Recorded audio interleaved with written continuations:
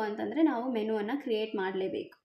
So ಆ ಮೆನುವನ್ನು ಯಾವ ರೀತಿ ಕ್ರಿಯೇಟ್ ಮಾಡಬೇಕು ಅಂತಂದರೆ, ಅಗೇನ್ ನೀವು ನಿಮ್ಮ ಒಂದು ವರ್ಡ್‌ಪ್ರೆಸ್ ಡ್ಯಾಶ್ಬೋರ್ಡ್ಗೆ ಹೋದರೆ ಅಪಿಯರೆನ್ಸ್ ಕೆಳಗಡೆ ಮೆನೂಸ್ ಅಂತ ಒಂದು ಆಪ್ಷನ್ ಇರುತ್ತೆ. ಆ ಮೆನೂಸ್ ಮೇಲೆ ಕ್ಲಿಕ್ ಮಾಡಿ. ಮೆನೂಸ್ ಮೇಲೆ ಕ್ಲಿಕ್ ಮಾಡಿದಾಗ ಈ ರೀತಿ ಒಂದು ಇಂಟರ್ಫೇಸ್ ಓಪನ್ ಆಗುತ್ತೆ. ನಿಮ್ಮ ಒಂದು ಮೆನುಗೆ ನೀವು ನೇಮನ್ನು ಕೊಡಬೇಕಾಗುತ್ತೆ. ನೇಮನ್ನು ಕೊಟ್ಟಾದಮೇಲೆ ಇಲ್ಲಿ ಕ್ರಿಯೇಟ್ ಮೆನು ಅಂತ ಆಪ್ಷನ್ ಇರುತ್ತೆ, ಅದ್ರ ಮೇಲೆ ಕ್ಲಿಕ್ ಮಾಡಿ. ಕ್ರಿಯೇಟ್ ಮೆನು ಆಪ್ಷನ್ ಮೇಲೆ ಕ್ಲಿಕ್ ಮಾಡಿದಾಗ ನಾವು ಏನೇನು ಪೇಜಸ್ಗಳನ್ನು ಕ್ರಿಯೇಟ್ ಮಾಡಿದ್ವಿ ಅಲ್ವಾ, ಆ ಎಲ್ಲ ಪೇಜಸ್ಸು ಕೂಡ ಇಲ್ಲಿ ಡಿಸ್ಪ್ಲೇ ಆಗ್ತವೆ. ನೀವು ಇಲ್ಲಿ ನೋಡ್ಬೋದು. ಓಕೆ, ಸೊ ನಿಮಗೆ ಯಾವ್ಯಾವ ಪೇಜ್ ಬೇಕೋ ಆ ಪೇಜನ್ನು ನೀವು ಇಲ್ಲಿ ಸೆಲೆಕ್ಟ್ ಮಾಡ್ಕೋಬೇಕು. ಸೊ ನಾನಿಲ್ಲಿ ಎಲ್ಲ ಪೇಜನ್ನು ಸೆಲೆಕ್ಟ್ ಮಾಡ್ಕೋತೀನಿ. After that add to menu ಮೇಲೆ ಕ್ಲಿಕ್ ಮಾಡಿ. ಆ್ಯಡ್ ಟು ಮೆನು ಮೇಲೆ ಕ್ಲಿಕ್ ಮಾಡಿದಾಗ ನಮ್ಮ ಒಂದು ಪೇಜಸ್ ಮೆನುಗೆ ಆ್ಯಡ್ ಆದವು.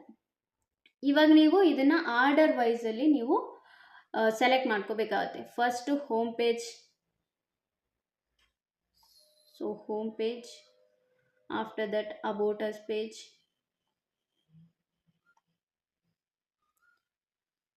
then wedding,